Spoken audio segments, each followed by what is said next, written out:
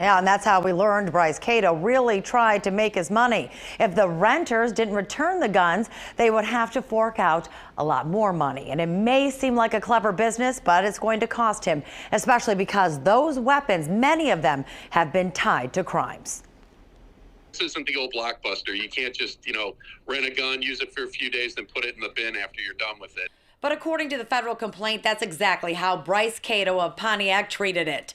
He would often use credit cards to buy the guns online, have them shipped, or he would buy locally. Cato would rent the firearms for a fee. That was his business. And when the person didn't return the gun, the price went up.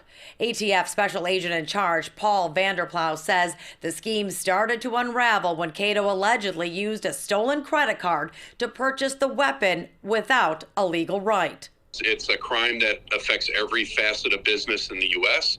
Unfortunately, this crime has a lot more severe consequence. First, by creating a very large loophole for criminals who are able to bypass a background check and other safeguards to get their hands on dangerous weapons. In fact, the complaint says several of the firearms Cato bought and rented out were used in crimes.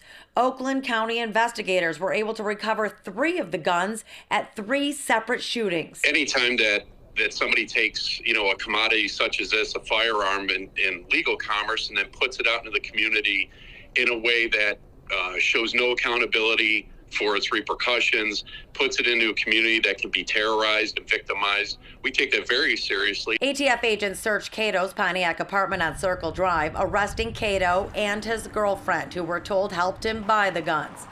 They found 7 Michigan pistol sales receipts from places like Motor City Gun Works in Keego Harbor and Main Street Pawn in Pontiac, all purchased by Cato, but no weapons. So where did they get the money to buy all of these guns?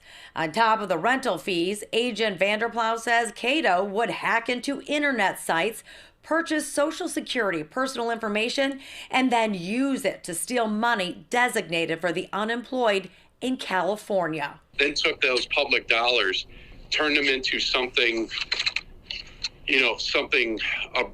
egregious, utilizing a stolen credit card, and then buy these firearms and put them out into the community where they could do damage. It's abhorrent.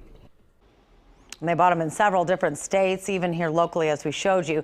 Now, we're told Cato appeared in court today. Right now, though, he remains behind bars. His girlfriend not yet charged. Huel? Taryn, you would hope that a scheme like this would get the advocates of gun rights and gun control on the same side to close what seems like a huge loophole. Yeah, it does seem like a major loophole, and there's really nothing more that they can do to stop it except for continuing to investigate and also ATF educating the vendors, the weapons, the gun vendors on what to watch for. If they spot something suspicious, then they're asked to call the ATF right now so they can intervene.